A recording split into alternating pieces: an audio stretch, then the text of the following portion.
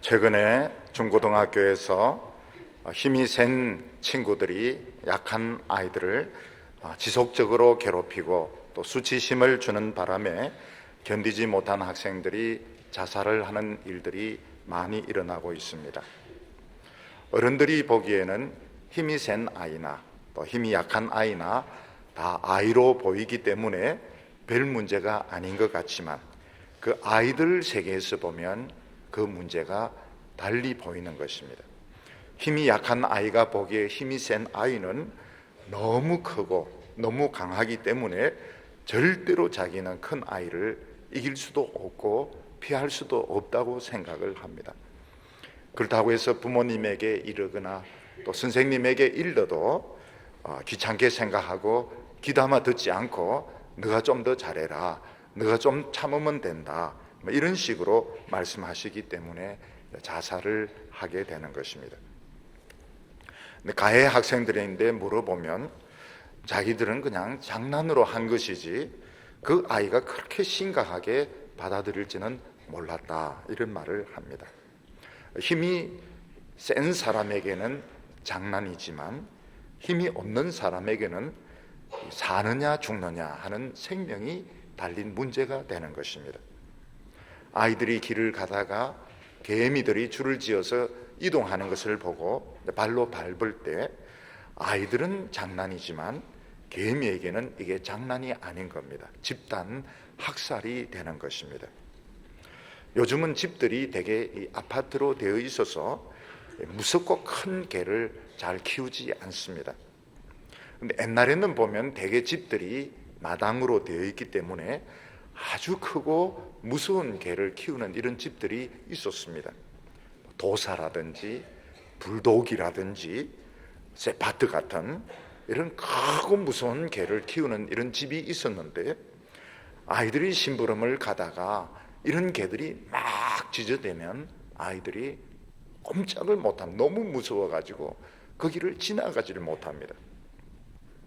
그러다가 만약 주인이 실수로 그 개끈을 풀어놓으면 이 큰 개들이 덤벼들어서 아이들을 물어서 상처를 입히기도 하고 때로는 죽이는 경우도 있습니다.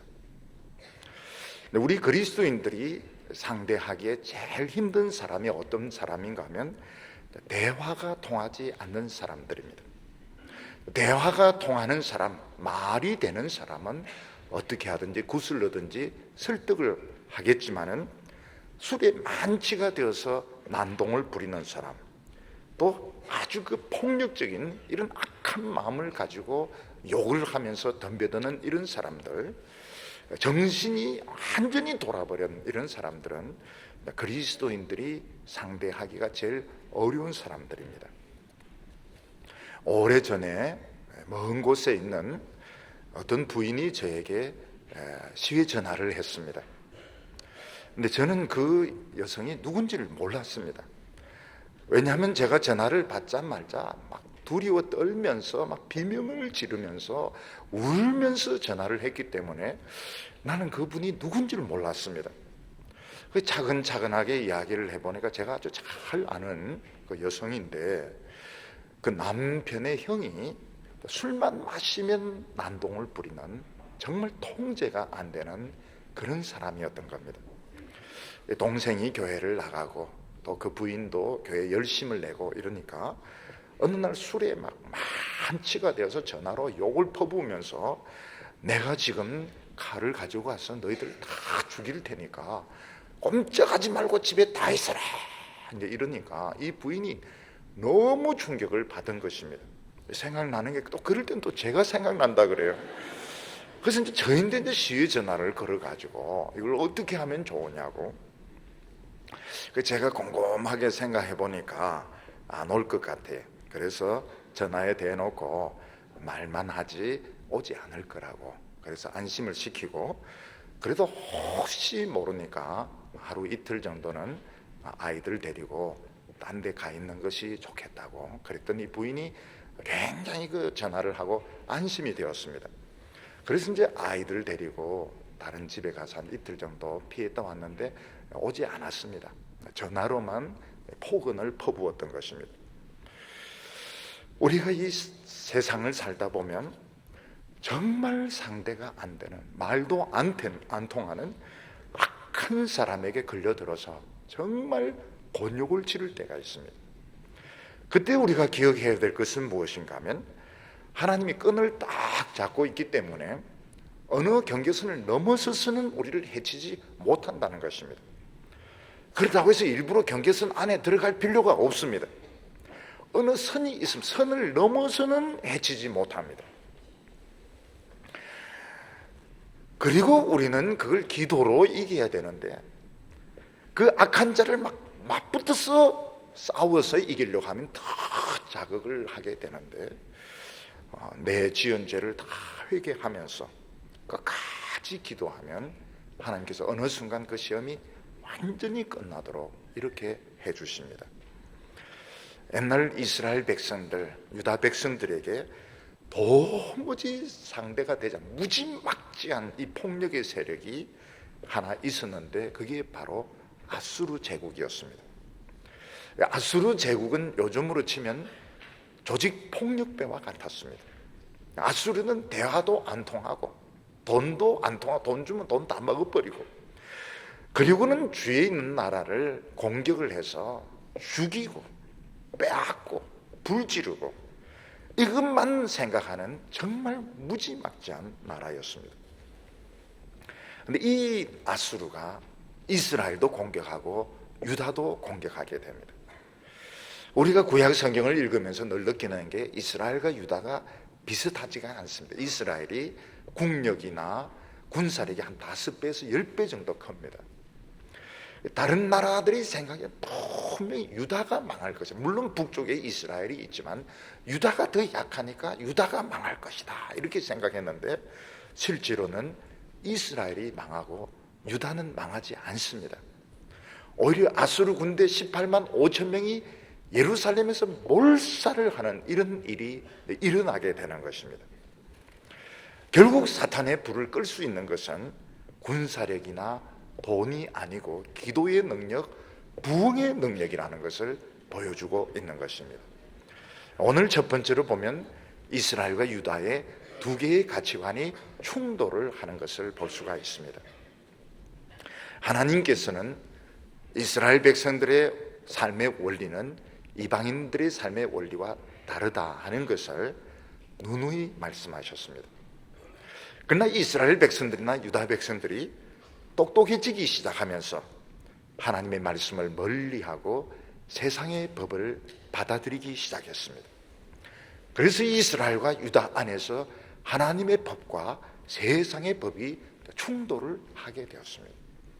오늘 말씀 이사야 10장 1절과 2절을 보면, 불의한 법령을 반포하며 불의한 말을 기록하며 빈핍한 자를 불공평하게 판결하여 내 백성의 가련한 자의 권리를 박탈하며 과부에게 토색하고 고아의 것을 약탈하는 자는 화 있을진저, 이렇게 말씀하고 있습니다.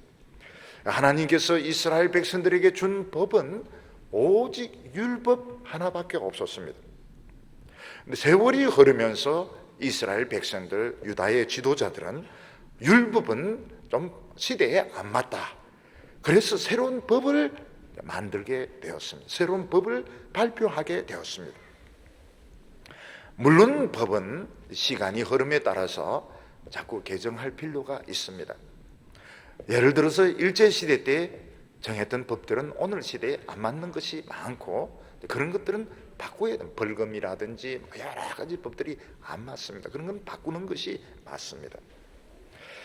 그런데 하나님께서 이스라엘 백성들, 유다 백성들에게 준 법은 율법이라는 법입니다.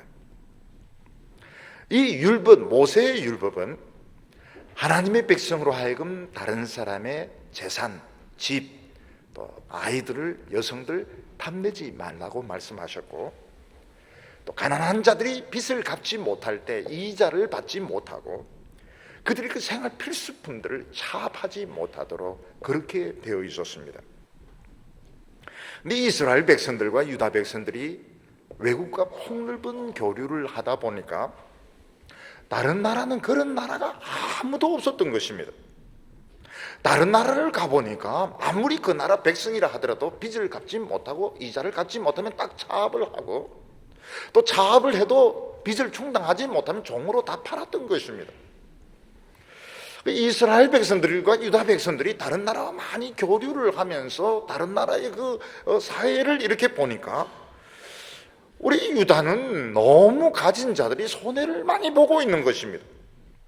가난한 사람들 때문에 부자들이 이자를 못 받고 빚을 못 받고 손해를 많이 보고 있다는 것을 그들이 알게 되었습니다.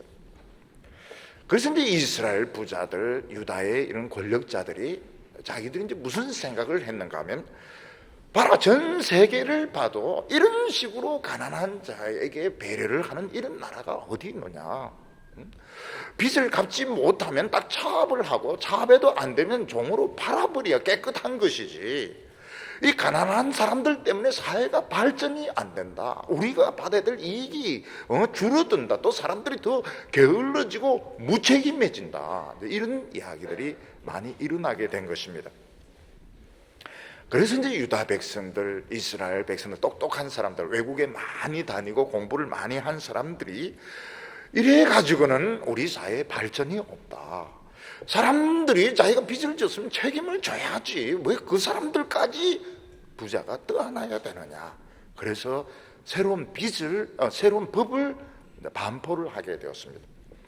새로운 법이 뭔가 하면, 빚을 갚지 못한 사람 더 이상 봐주지 않는다, 차압을 한다. 그리고 차압을 해도 빚이 다 변제가 아니면 몸으로 때워야 된다.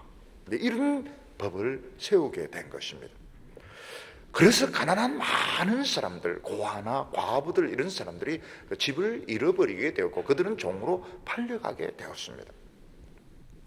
하나님께서는 그것에 대해서 굉장히 진노를 하셨습니다. 2절에 빈핍한 자를 불공평하게 판결하여 내 백성의 가련한 자의 권리를 박탈하며 과부에게 토색하고 고아의 것을 약탈하는 자는 화 있을 진저.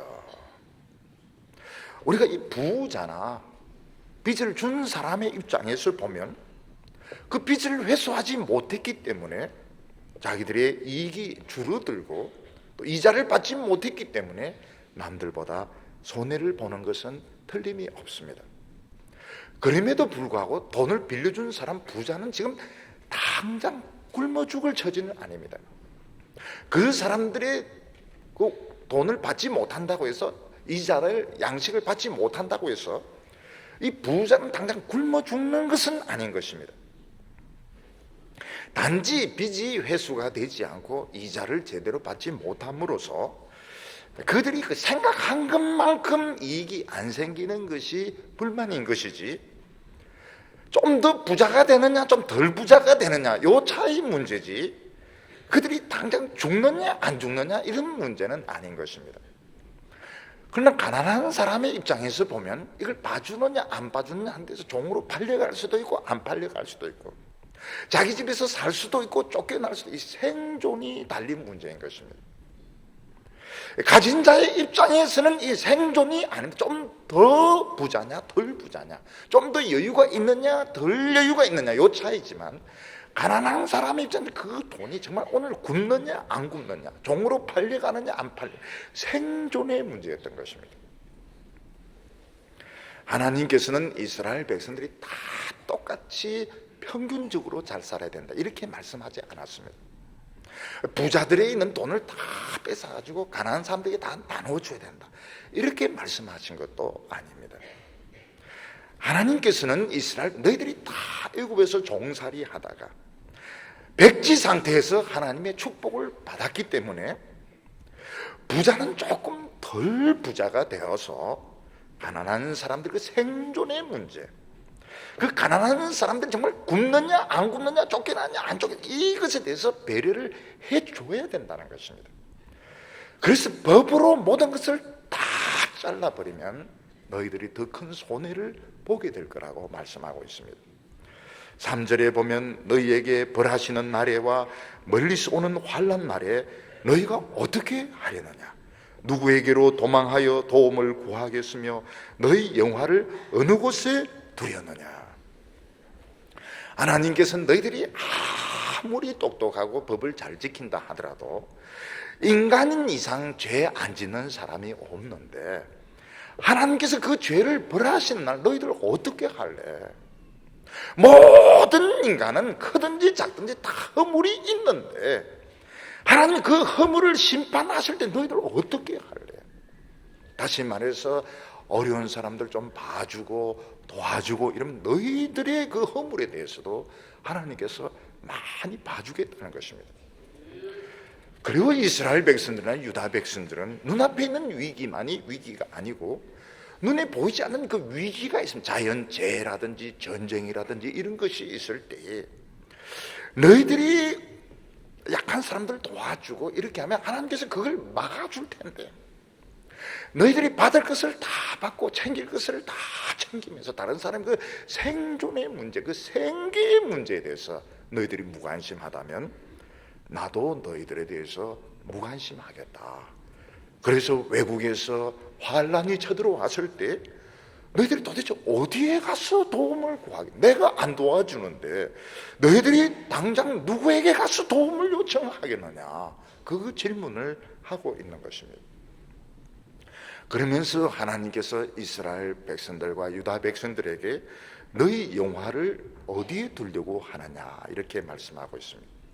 지금 누리고 있는 행복을 좀 안전하게 해야 될 텐데 어떻게 해야 이 행복을 안전하게 지킬 수 있느냐 하는 질문을 하고 있습니다. 지금 이스라엘 백성들이 자신들의 손에는 조금도 안 보려고 그러고 챙길 것은 다 챙기는 것이 이방 나라들 흉내를 내고 있는 것입니다. 다른 나라들은 이렇게 하더라 하는 것이 그들의 논리입니다. 그러면 너희들의 행복을 지금 다른 나라에 맡기고 있는 거라는 거예요. 남들이 하기 때문에 나도 한다면 너희들의 제일 중요한 행복을 너희들의 영화를 딴 나라에 맡기고 있다는 것입니다.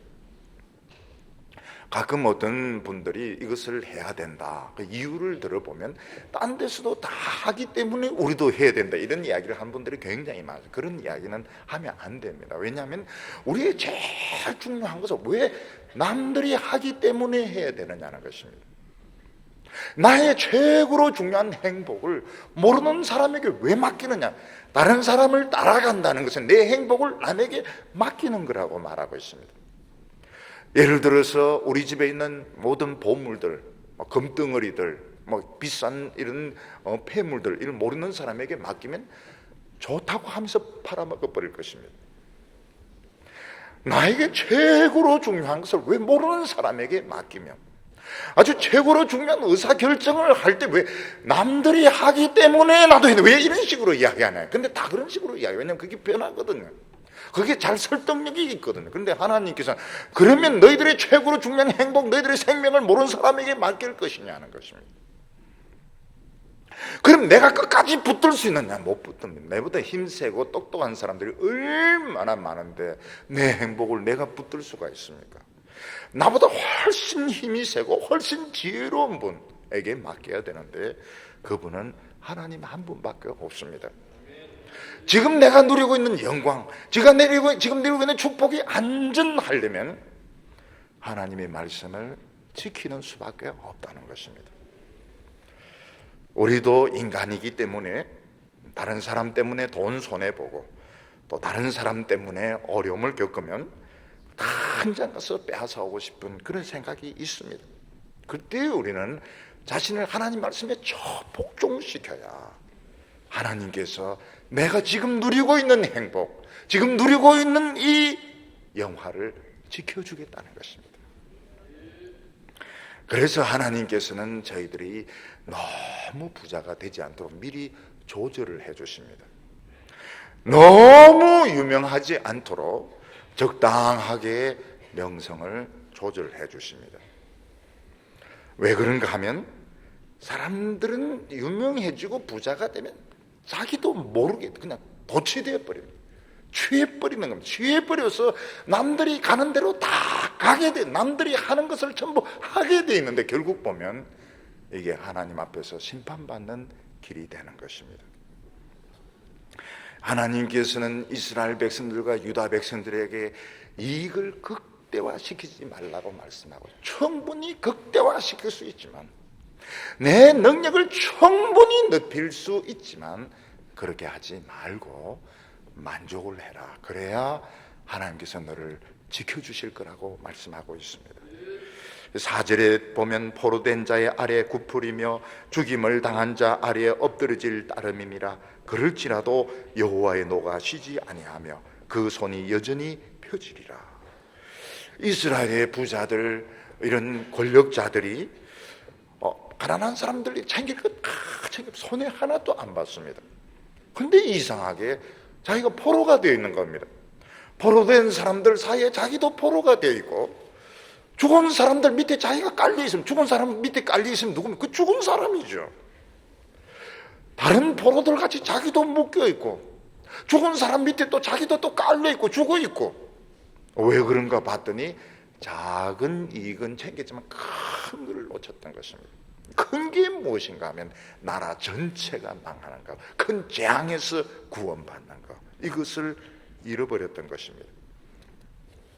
오늘 우리들이 너무 유명해지지 않고 또 너무 잘 살지 않고 그냥 말씀 붙들고 사는 것이 최고로 좋은 최선의 방법인 줄 아시기를 바랍니다.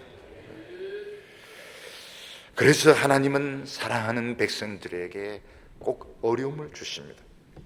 어떤 종은 너무 교만하지 못하도록 하나님께서 명예를 깎아버리십니다. 학벌이 좋지 않게 하시고, 또 어떤 종은 병으로 골골하게 하시고, 어떤 백성은 가난하게 하시고. 왜 하나님은 우리를 이렇게 하시는가? 가지고 싶은 거 다 가지고, 누리고 싶은 거 다 누리고, 학벌도 엄청나고 머리도 엄청 좋고 돈도 많고, 그러면은 천국 못 갑니다. 절대로 못 갑니다. 왜 그렇게 못 가는가? 이 사람 취하니까요. 학벌이 취하고 돈에 취하고 명예에 취하고. 그 죄한 사람, 술 취한 사람이 어떻게 똑바로 길을 가서 좁은 길을 어떻게 갑니까? 좁은 길은 막 비틀어야 가는데 술 취한 사람이 어떻게 갈 수 있겠습니까? 세상에서 누린 거 다 내 권리라고 생각, 권리 하나도 포기하지 않습니다. 하나님께서는 사랑하는 사람에게 선을 딱 그어가지고 너 이 이상 유명해지지 마라, 너 이 이상 돈 가지지 말라, 너 이 이상 더 똑똑해지지 마라. 그래서 결국은 하나님 말씀으로 돌아오게 하시는 것입니다. 하나님께서 너 유명한 사람 되고 춤춰가지고 막 유명한 사람 되고 암에 걸려 죽을래? 안 그러면 좀 덜 유명해지고 건강하게 살래? 이러면 유명 안 하는 게 낫죠. 근데 아무 문제가 있는데 유명해지고 지옥 갈래? 안 그러면은 좀 덜 유명해지고 천국 갈래? 덜 유명해지는 게 낫습니다. 그래서 우리 하나님의 백성들 매일 새벽기도 하면서 유명하게 해주십시오, 유명하게 해주십시오. 주님 뭐라고 응답하세요? 그만 기도해라. 그런 기도 그만하고 정신이나 좀 차리라 이놈아. 이거 지금 그 길로 가면 안 된다고. 왜 저는 꼴꼴합니까? 왜 우리 집은 이렇습니까? 그게 사는 길인 겁니다. 오늘 두 번째로 하나님은 아수르를 몽둥이로 쓰셨다고 말씀하고 있습니다. 가끔 신문에 보면 이 청부 폭력업자들, 청부 살인업자들 기사가 나옵니다. 어떤 사람이 다른 사람에게 직접 폭력을 가하고 사람 죽일 수 없을 때 돈을 주고 고용을 해서 폭행을 하거나 사람을 죽이는데, 이런 사람들이 걸리면 꼼짝 못 돈 다 줘야 돼요. 왜냐하면 마음대로 못된 짓을 하기 때문에 걸려들면은 어쩔 수가 없습니다. 죽든지 돈 다 뺏기게 되는 것입니다. 고대 사회에서 하나님께서는 아수르를 내가 고용했다 이렇게 말씀하고 있습니다. 우리가 도저히 이해할 수 없는 것이 뭔가 하면 하나님께서 다른 나라를 두들겨 패고 싶은데 팰 수가 없으니까 아수르를 청부 폭력업자로 고용을 해서 두들겨 팼다고, 죽였다고 말씀하고 있습니다. 5절 말씀을 보면 화잇을 찐저 아수르 사람이여 그는 나의 진노의 막대기요 그 손의 몽둥이는 나의 분한이라 이렇게 말하고 있습니다. 하나님께서 아수르를 가지고 모든 나라를 쳐부수고 사람들 죽이고 물건을 뺏고 두들겨 부수었는데 그것은 하나님의 진노의 막대기라고 말하고 있습니다. 아수르는 막 몽둥이로 사람들을 두들겨 패서 죽였는데 그것은 하나님의 분노의 몽둥이였다고 말하고 있습니다. 우리가 이해가 돼. 하나님은 참 선하신 분인 줄 알았는데 어떻게 이 아수르 같은 이런 악한 나라를 전부 폭력업자로 고용을 하셔서 하나님께서는 이렇게 폭력을 행하실 수 있느냐 하는 것입니다. 실제로는 하나님은 아수르를 고용하신 분이 아니십니다. 이것은 비유의 표현인 것입니다. 실제로 하나님은 늘 악을 억제하는 분이십니다. 아수르 같은 나라들, 힘을 가진 나라들은 늘 폭력을 행사하고 싶어 하는데 하나님께서는 아수르를 붙잡으셔서 북한을 붙잡으셔서 독재국가를 붙잡으셔서 전쟁을 못하도록 폭력을 행하지 못하도록 늘 막고 계신 것입니다. 예를 들어서 사나운 개가 있을 때 주인이 목을 밧줄로 묶어서 덤벼들지 못하게 하듯이 하나님께서는 아수르를, 이런 독재국가를, 호전적인 나라를 하나님께서 목을 붙잡으셔서 전쟁을 못 일으키도록 늘 붙들고 계신 것입니다. 만약 하나님께서 1분 1초라도 소홀히 하시면 뛰쳐나가서 사람 잡아먹고 죽이고 빼앗고 할 것입니다. 그런데 인간들이 하나님 주신 평화, 하나님 주신 축복을 악용을 해서 더 교만해지고 더 이기적이 되고 너무너무 악한 짓을 할 때 하나님께서는 내가 이렇게 악을 붙들 필요가 있을까? 하나님의 마음속에 회의가 생기는 것입니다. 그러다가 이제 점점 사람들이 더 악해지고 이기적이 되고 교만해지고 되면 하나님께서 이 악한 세력을 그냥 풀어놔 버립니다. 그러면 이 아수르 같은 나라들, 나치, 독일 같은 이런 나라들, 또 일본 같은 나라들 막 제 세상을 만난 것처럼 막 돌아다니면서 모든 사람들 죽이고 물건을 빼앗고 불지르고 그렇게 하면서 악을 행하게 되는데 하나님께서 내가 그들을 고용했다, 그들은 나의 분노의 몽둥이다, 이렇게 비유로 표현하는 것입니다. 하나님께서는 평화를 지켜주시고 축복해 주시는데 그 평화에 대해서, 축복에 대해서 감사하지 않고 더 그것을 악용을 해서 이기적이 되고 교만하고 못된 짓을 할 때 하나님은 회의가 생기는 것입니다. 그래서 미친 나라를 그냥 풀어버립니다. 그러면은 이 세상은 완전히 전쟁의 도가니에 빠지게 되는 것입니다. 하나님께서는, 예수님은 참새 한 마리도 하나님의 허락 없이는 땅에 떨어지지 않는다고 말씀하셨습니다. 어떻게 이런 무지막지한 세력이 참새가 아니고 사람들 수십만 명, 수백만 명을 죽이도록 하나님은 내버려 두시는가? 하나님이 진노하셨기 때문입니다. 특히 하나님은 이스라엘 백성들, 유다 백성들에 대해서 너희들은 왜 하나님의 백성답게 살지 못하느냐? 너희들이 왜 그래 큰 것을 보지 못하고 사소한 욕심에 빠져서 하나님을 욕되게 하느냐? 하나님의 백성들이 말씀을 버린 대가는 자기들만이 아니고 온 세상이 이런 악에 의해서 죽임을 당하고 약탈당하고 멸망당하는 대가인 것입니다. 그런데 오늘 이 말씀을 보면 하나님께서 이번에는 아수르에 대해서 진노한다고 말씀하고 있습니다. 화 있을진저 아수르 사람이요. 하나님이 이제는 아수르에 대해서 화를 내고 계십니다. 왜 하나님께서는 아수르에 대해서 화가 나셨을까요? 하나님은 아수르를 몽둥이로 그냥 썼을 뿐인데 이 몽둥이가 자기가 막 신인 것처럼, 자기가 전지전능한 것처럼 하나님의 백성들까지 막 죽이려고 덤벼들었기 때문에 하나님이 화가 나셨던 것입니다. 10장 6절 말씀을 보면 내가 그들을 보내어 한 나라를 치게 하며 내가 그들에게 명하여 나의 노한 백성을 쳐서 탈취하며 노략하게 하며 또 그들을 가로상에 진흙같이 짓밟게 하려 하거든. 하나님은 원래 아수르 왕에게 뭐라고 명령을 내리셨는가 하면 한 나라를 정복하라고 말씀하셨습니다. 한 나라에 대해서 마음껏 약탈하고 마음껏 빼앗고 그 나라는 진흙같이 지근지근 밟아도 좋다고 허용을 하셨습니다. 길에 있는 진흙을 사람들이 막 지근지근 밟으면 이거는 뭐 형체도 남지 않을 것입니다. 하나님께서 아수르에 대해서 뭐라고 명령한? 딱 한 나라만 해라. 대표 케이스로, 시범 케이스로 딱 한 나라만 약탈하고 한 나라만 짓밟고 진흙처럼 네 마음대로 약탈해도 좋다. 그 한 나라는 굉장히 교만한 나라고 이기적인 나라고 정말 못된 나라임에 틀림이 없습니다. 그런데 아수르는 그 한 나라만이 아니고 주위에 있는 많은 나라를 정복을 했고 짓밟았고 약탈을 했고 이스라엘을 멸망시키고 유다도 멸망시키려고 예루살렘까지 몰려갔던 것입니다. 하나님께서는 마귀에게 악한 짓을 하라고 이렇게 허용을 하셔야 됩니다. 그렇지만 한계를 그어놓습니다. 한 나라만 한다든지 두 나라만 한다든지 돈만 떼먹는다든지 이런 식으로 한계를 그어놓는데 이 마귀는 그 말을 안 들어요. 마귀는 선을 지키라, 선을 지키라. 항상 선을 넘어서서 눈에 보이는 닥치는 대로 다 물어뜯고 죽이고 짓밟는 것입니다.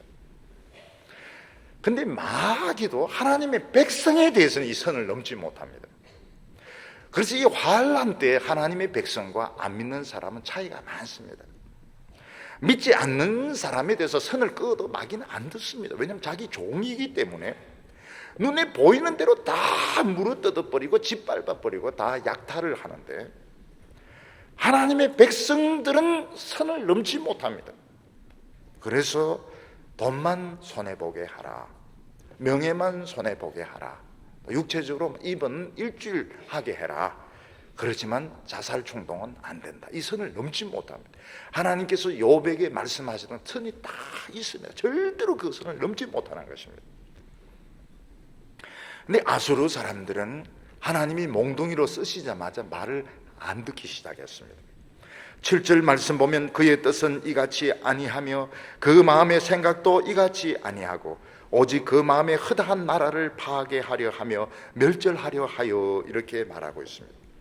하나님께서는 아수르 왕에게 오직 한 나라만 시범 케이스로 족쳐라 이렇게 명령을 내렸습니다. 그런데 아수르 왕은 벌써 마음속에 무슨 전 세계를 다 두들겨 부술 계획을 가지고 있었던 것입니다. 제 생각에는 하나님께서 허락했던 이 한 나라는 아람 나라일 가능성이 많습니다. 이스라엘 위에 있는 이 아람 나라를 하나님께서 지목하셨던 것 같습니다. 그런데 아수르는 아람은 물론 멸망시키고 주위에 있는 나라도 다 멸망시키고 이스라엘, 유다 전 세계를 지배하려고 덤벼들었던 것입니다. 하나님의 계획은 무엇인가 하면 아람은 멸망시키고 이스라엘은 적당하게 손보고 유다는 욕만 하고 돌아가라. 선을 다 그어놨는데 이 아수르는 미친 나라이기 때문에 이런 명령이 귀에 안 들리는 것입니다. 아수르 왕은 전 세계는 내 부하다. 그 신들도 내 부하다.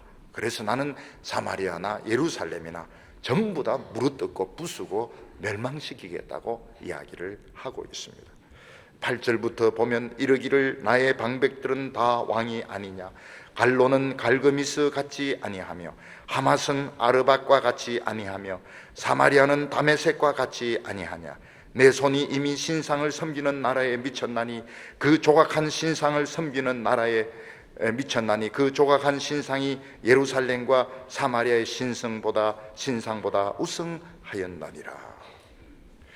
악한 자의 특징이 무엇인가 하면 하나님께서 한번 기회를 주면 절제가 되지 않는 것입니다. 악한 자의 약점이 뭔가 하면 절대로 절제가 되지 않습니다. 눈에 보이는 거 닥치는 대로 다 가집니다. 일 벌릴 수 있는 거 전부 다 벌려. 그러다가 졸지에 감당을 못해서 멸망을 하는 것입니다.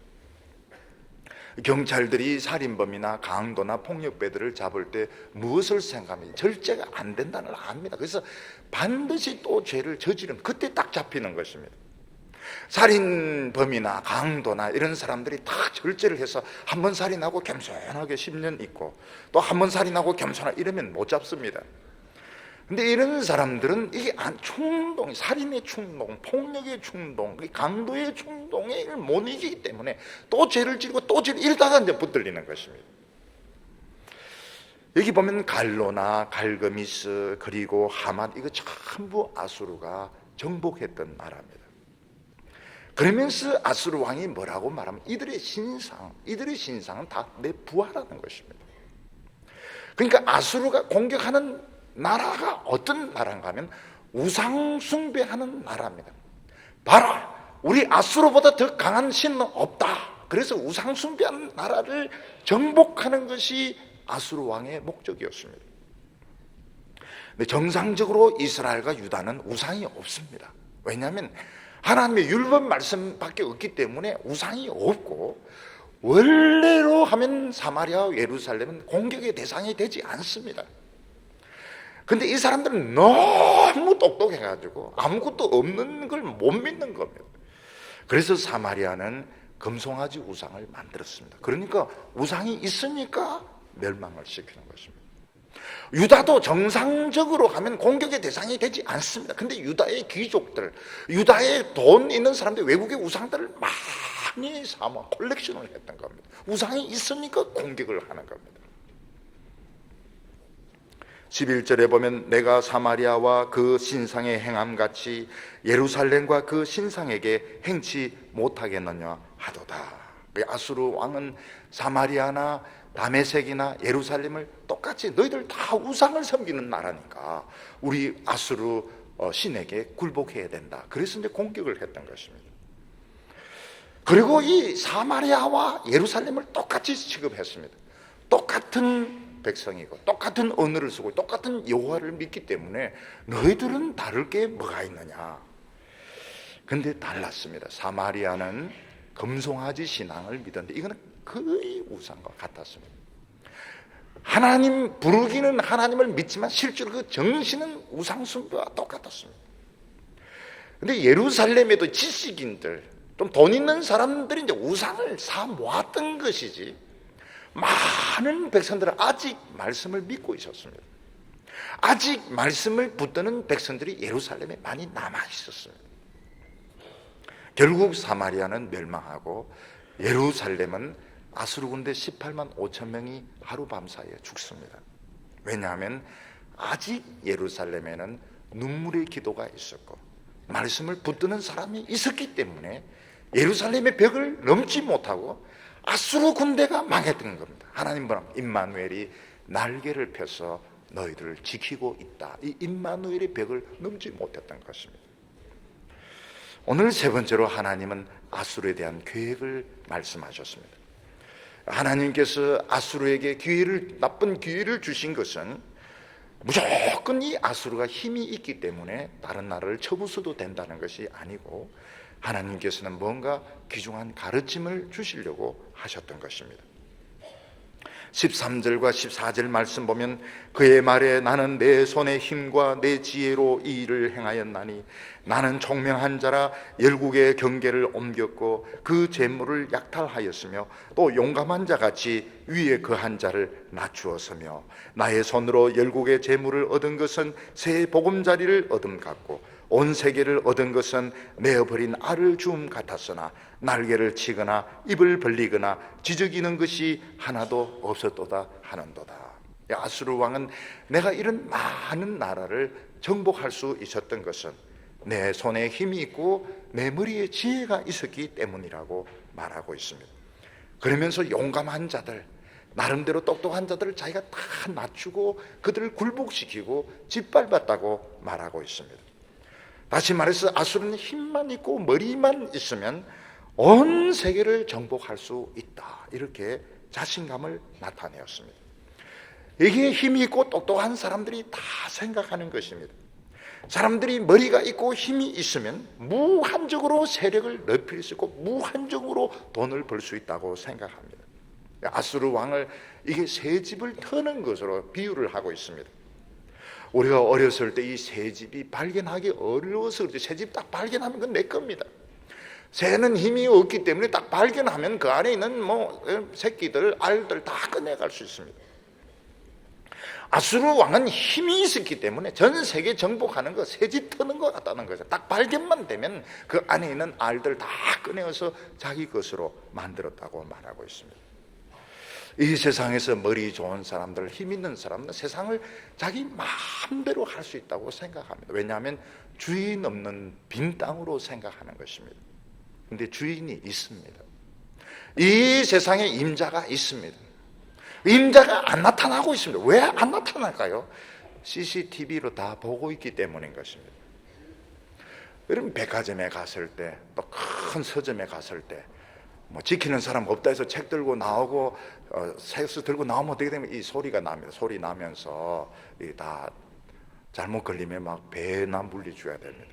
CCTV로 다 보고 있습니다. 이 CCTV를 제일 먼저 보신 분이 하나님이십니다. 하나님 딱 숨어서 악한 자들 하는 거 다 보고 있습니다. 왜 하나님은 그냥 보고만 있을까요? 도대체 어느 선까지 못된 짓 하는지 하나님도 궁금해가지고 하나님도 이제 보고 계신 것입니다. 근데 실질은 이 큰 악을 통해서 하나님은 작은 악들을 청소하셨던 것입니다. 아수르 외의 다른 뭐 갈그미스라든지 하마시 이런 나라도 똑같았습니다. 사이즈만 달랐지 거기는 왕들, 귀족들은 자기가 가진 돈, 권력을 가지고 마음껏 약한 사람들 짓밟고 막 부인들도 마음껏 늘리고 막 마음대로 살았습니다.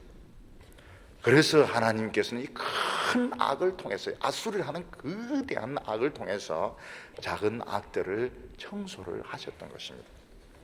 그러면서 사람들로 하여금 보게 했습니다. 야, 봐라, 너희들 망했다 하지만 너희들 똑같은 것들이다. 너희들 똑같은 이 아수르와 똑같은 자들이다. 그러니까 너희들이 아수르에 의해서 망하는 것이라고 하나님은 보여주신 것입니다.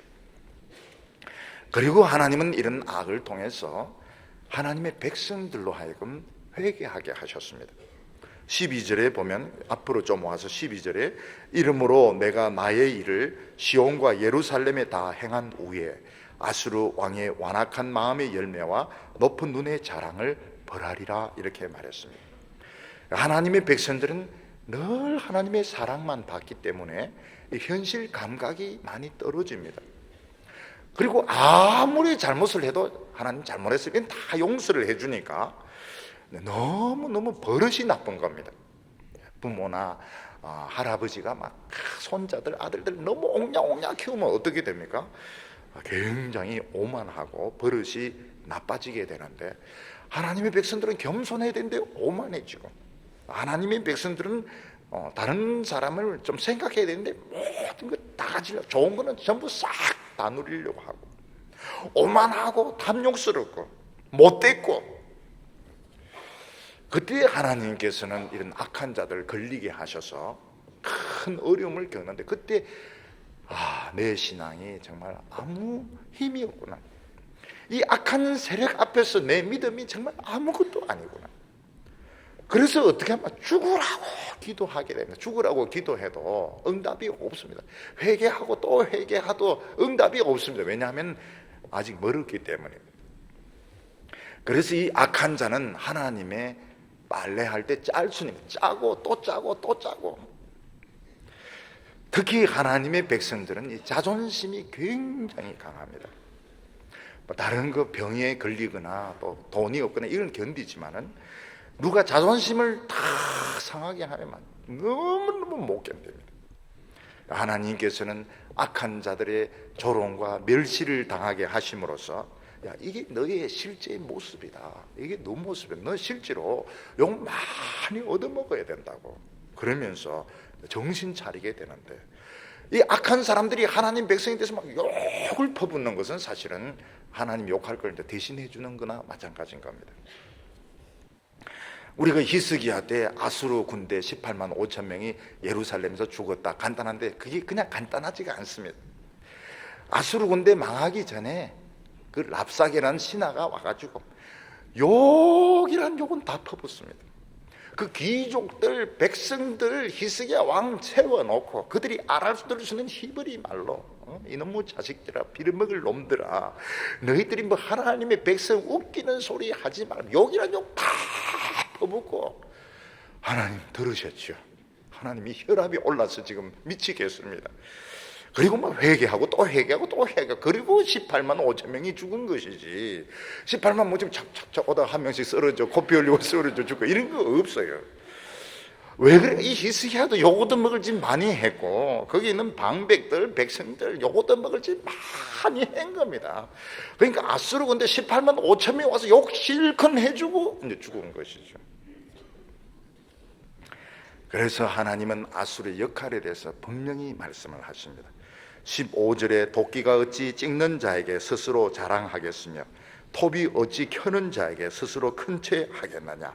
이는 막대기가 자기를 드는 자를 움직이려 하며 몽둥이가 나무 아닌 사람을 들려 함과 일반이다. 이렇게 말하고 있습니다. 이 도끼는 정말 나무들이 벌벌 떠는 그런 도구죠. 근데 아무리 이 도끼가 날카롭고 나무를 막 쫙쫙 쪼갠다 하더라도 그 나무 패는 사람 앞에서 도끼가 막 까불고 말이죠. 주인을 막 잘라버릴까 보다, 반토막을 내버릴까 보다 이 큰 소리 치면 나무 패는 사람이 아무리 멍청하다 하더라도 도끼보다는 더 세거든. 이 도끼를 그냥 녹여버릴 것입니다.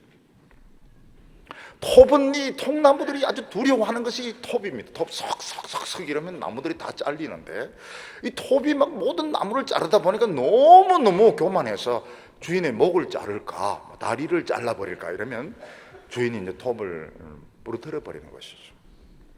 몽둥이가 주인의 손을 자꾸 치고 주인의 아들 머리 때리고 주인 머리 때리고 이러면 몽둥이는 결국 불쏘시개로 들어가게 되는 것입니다.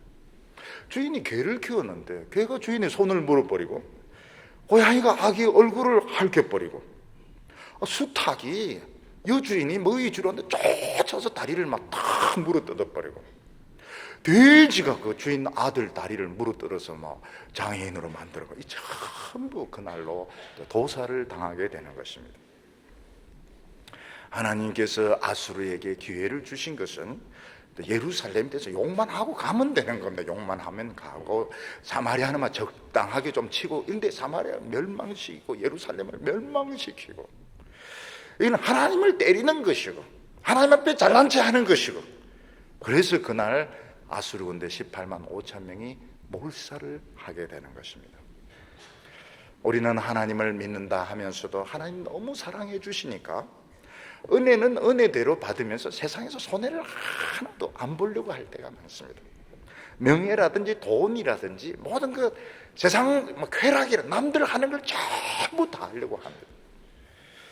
그때 하나님께서 너 그렇게 세상 사람들 같이 챙길 거 다 챙기면 너 환난의 날에 어떻게 할래? 너도 분명히 죄 지은 게 있는데 내가 지금 봐주고 싶은데 그거 어떻게 할래? 이렇게 말씀하시는 것입니다. 그래서 우리는 모든 걸 너무 철저히 하지 않는 겁니다. 어떤 분은 우리 교회에 대해서 그렇게 왜 그렇게 철저히 하지 않아요? 왜 그렇게 느슨하게 하십니까? 왜 그렇게 공의롭게 정의롭게 하지 않습니까? 그 하고 싶지 않아서 그렇게 하는 게 아닙니다.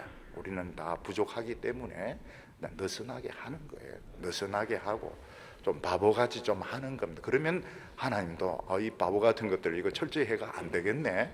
그래서 고도의 이런 계산하에 지금 이렇게 하는 것이지 우리가 뭐 몰라서 그렇게 하고 뭐 그런 거 뭐 정의롭지 않아서 그렇게 하는 게 아닙니다. 되게 정의를 부르짖는 사람 잘못하면 엉뚱한 사람 잡습니다. 우리는 할 수 있는 건데도 안 합니다. 더 높아지고 유명해질 수 있는데도 하다가도 그냥 포기해버립니다. 왜냐하면 이게 아니구나. 하나님은 이렇게 높아지는 걸 원치 않구나 하는 거 우리가 압니다. 또 하나님께서 우리를 때리려고 이렇게 하실 때 우리는 어떻게 하면 미리 하나님 앞에서 자기를 때려버립니다. 하나님 매를 빼서 자기가 막 머리를 쳐버립니다. 그러면 하나님도 일사부재리 원칙에 의해서 한번 맞았기 때문에 그래서 금요일날 와가지고 머리 쳐박아 오늘 너무 그렇게 하지 마시고요. 그래도 하나님은 그 중심을 충분히 아십니다. 충분히 왜 저렇게 하는지. 남들은 그래 할 필요가 없습니다. 남들은 큰 소리 칠 거 다 치면서 누릴 거 다 누리면서 즐길 거 다 즐기면서 최고로 의로운 것처럼 최고로 잘 믿는 것처럼 이렇게 하는데 하나님은 안 속습니다. 하나님 딱 보고 너 어떻게 할래? 응? 너 어려울 때 너 어떻게 할래? 내가 지금 안 도와주고 싶은데 너 어떻게 할래? 몽둥이가 주인 때리면 누가 좋아하냐고요. 그래서 지금 높아질 수 있는데도 참고 그냥 왜 하나님은 나를 축복하시지 않는가?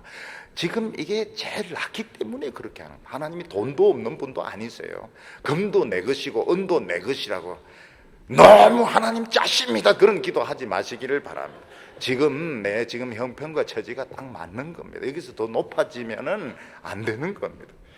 하나님이 진노하시기 전에 먼저 내가 하나님 앞에 굴복하고 먼저 나를 때리고, 그래서 미치광이 이 전쟁, 이 미친 이 북한 이런 전쟁 날뛰지 못하도록 하나님께서 끝까지 지키도록 기도하는 우리 믿음의 용사가 다 되시기를 축원합니다. 기도드리겠습니다. 거룩하신 하나님 아버지, 이 세상을 뒤에서 조용히 지켜보시면서 우리 믿음을 달아보시는 주여, 주여 저희들이 믿노라 하면서도 정말 세상에서 손해보기 싫어했습니다. 우리 유명해지려고 했고 받을 거 있으면 다 받으려고 했고 즐길 수 있으면 다 즐기려고 했는데 이것은 정말 위험한 것입니다. 주여, 이 땅에 다시 이 미치광이 같은 전쟁, 이 미치광이 같은 이런 재난들 일어나지 않도록 주여 저희들이 하나님 앞에 무릎 꿇고 회개하게 하여 주시옵소서. 하나님 앞에 울부짖게 하여 주옵소서. 나에게 주어진 이 은혜로 만족하게 하여 주옵소서. 더 높아지거나 유명해지지 말게 하여 주시옵소서. 주여, 오늘 기도로 하나님의 진노가 축복으로 변하게 하여 주시옵소서. 우리 성도들의 마음속에 하나님께서 찾아와 주셔서 내 믿음이 너를 구원하였느니라 모두 다 응답받고 돌아가게 하여 주시옵소서. 예수님의 이름으로 기도하옵나이다.